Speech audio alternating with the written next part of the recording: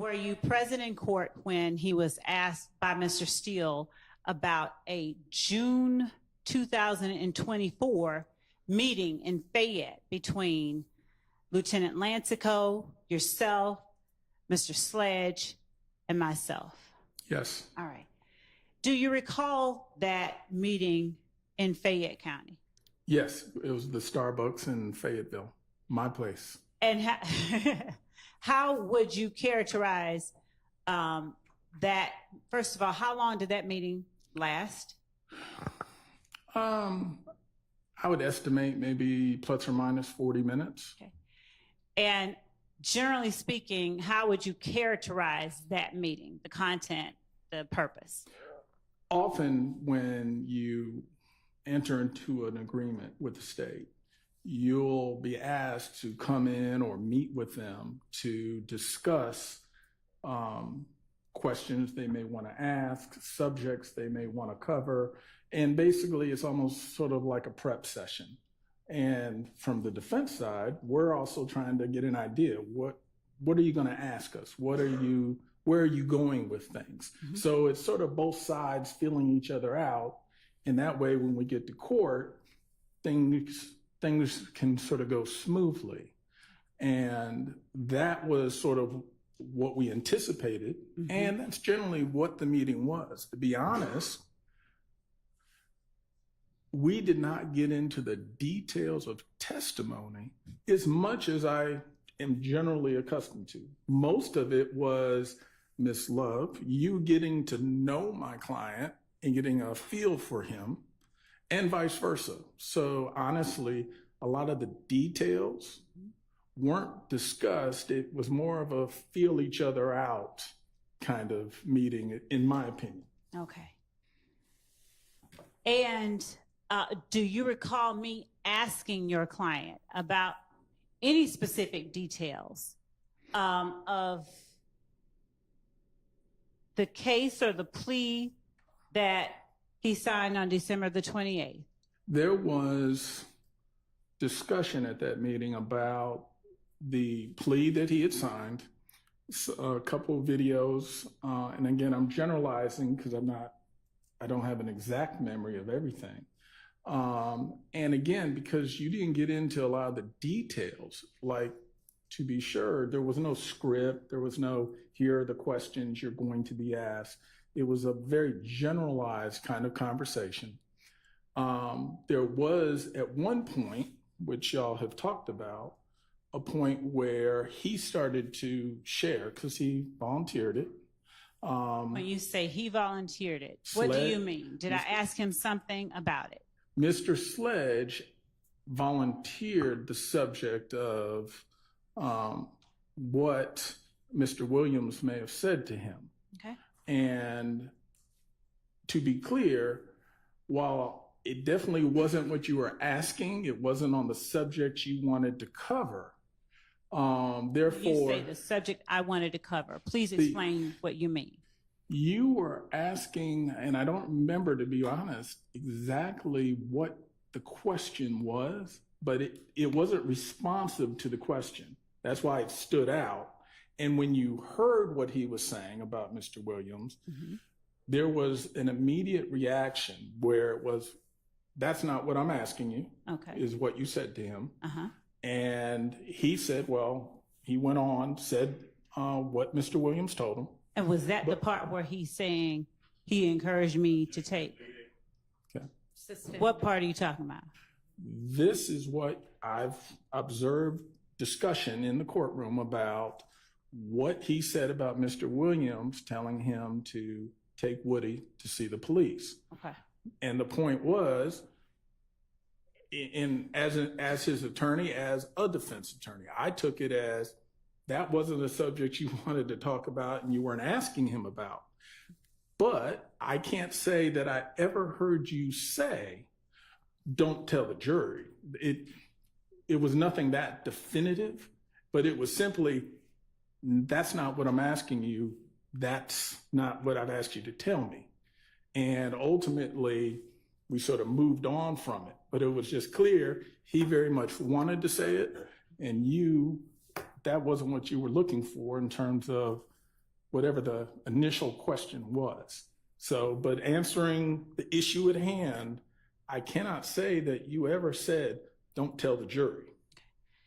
And listening to the questions that I've put upon your client during direct examination and redirect examination, where I've asked a question and his response has caused me to say, that's not what I'm asking. Mm-hmm.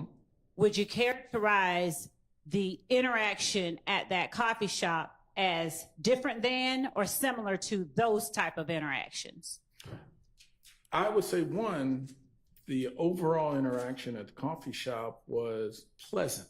No one was arguing, yelling, screaming, anything like that. It was very pleasant. You'd ask a question, he'd provide an answer. And then even when we got to that, it still wasn't combative. It was simply, that wasn't what I asked you, or what I'll ask you. It was, again, that just wasn't a subject you were going to be asking him about. So it sort of came and went. And when you say that's not or wasn't a subject I was going to be asking him about, is it your testimony that my response had to do with the question? Your Honor, I'm not.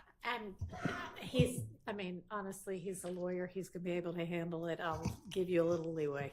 Thank you. When you tell the jury that I said, that's not what I'm asking you, mm-hmm.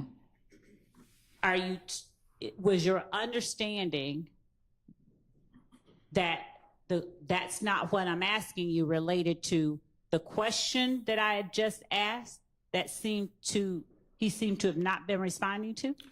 It was to the question. That was not the subject matter or topic you were asking a question to. Again, I did not hear it. And again, maybe I'm biased because this is what I do, but I did not hear it as an instruction to say, don't you tell the jury this, or I want you to only tell them about that. It was, that's not what I'm asking you right now. I'm not going to ask you about that. As in, so I did hear that extra part, but again, it just reinforced the idea that you weren't instructing him to limit his testimony in any way. It was just clear that wasn't a subject you planned on going into. Mm-hmm. So as a defense attorney, of course, yeah, my bell rang and I said, that's a hot topic, but it wasn't any ethical issue because I didn't hear you in any way try to discourage him or instruct him not to convey that information if asked. Okay. Now, were you present or were you asked by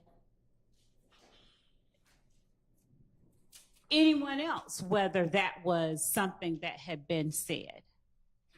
Well, I wasn't asked, but I will say I am defense bar through and through for almost 30 years. Just as I, in this situation, sort of call balls and strikes. I'm not on one side or the other. And when one side has contact with me, I'll reach out and have contact with the other side to make sure both sides are getting information. Mm-hmm. And I did reach out and contact Mr. Steele, I believe, or it may have been Max, to say, hey, we did sit down, we had a meeting. Quite honestly, there's no big secrets or anything about the meeting, but I will say there was a situation where when one subject came up, it wasn't what she was asking about, but it resonated with me because knowing what the issues of this trial are, I knew my brethren in the defense bar would want to make sure they knew Sledge knew or was told by Mr. Williams to take Woody to the police. Now, I imagine they may already know it, but they may not have known that Sledge had that information. So just as the state was aware of it, I wanted to make sure the defense is aware of it. And I've also made him available so that if they wanted to question him, he could also be questioned by them. In other words, fair to both sides. And were you present when Mr. Sledge was in communication via Zoom or some other way Absolutely. with Defendant Williams' attorney? Correct. In fact, there's not been a single attorney that's contacted me, and it's only a handful of times, but they've always contacted me to talk to Sledge. Okay. Every attorney has shown perfect professionalism. Were you asked by any counsel for any defendant whether the state ever instructed Mr. Sledge to not tell the jury that Defendant Williams encouraged him to go to the police? Let me answer it in two parts. Yes, I have told them. No, were you asked? That's the first question. Oh, okay. Let me make sure I'm addressing the question, because, you know, us lawyers, we like to talk. So did Mr. Steele ask you if I told Mr. Sledge, don't tell the jury that Defendant Williams encouraged you to go to the police? Did he ask you that question? I don't recall him necessarily asking the question, but I told him my observation of that conversation. And Mr. Sledge told him his observation of that, really on the same Zoom meeting. So he actually, without having to ask it, received it from both me and Mr. Sledge. And even at that time, I said, I did not hear it that way, but if my client says he heard it that way, then he heard it that way. So it's quote unquote, two people hearing the same thing may take it a different way, especially one who is a defense attorney. Did I inquire that of you after hearing that from Mr. Sledge? Did I ask you about that? We have talked about it, yes. And did you tell me that you told Mr. Steele? No, I didn't hear that. Yeah. Well, I told Mr. Steele, I never heard you tell him, do not tell the jury. What I told you was that I've explained, I didn't hear her say that. I heard that she didn't seem to like that topic, but I can't say that I heard you instruct him. But my client insists that that's what he heard. So that's I know it's not a black and white answer, but that's the gray answer, where my client has been very consistent saying, this is what he heard, but that's not what I heard. So I'm not gonna juice it up for the state or for the defense. I can only convey what I, in good faith, heard. And is there anything in particular that you recognized or saw that made you think I did not like that topic? Knowing the general idea of what the case is about, that ultimately the state's theory of the case that Mr. Williams... Without getting into what you believe the state's theory of the case is, I'm asking you specifically what you observed that made you believe. And Your Honor, I'd ask. That's not what she was asking, so no. Go ahead and ask your question. Thank you. I'm sorry. Please go again. I'm asking you what you observed me do or say, facially, non-facially, verbally, non-verbally, that led you to believe in some way that I didn't like that topic. The fact that you stopped him pretty abruptly, meaning as he was going into it, he sort of answered anyway. So it wasn't that you didn't yell, you didn't scream, you didn't do anything, but it was just, as attorneys, what we're really good at, I know we're gonna say talking, but listening and picking up.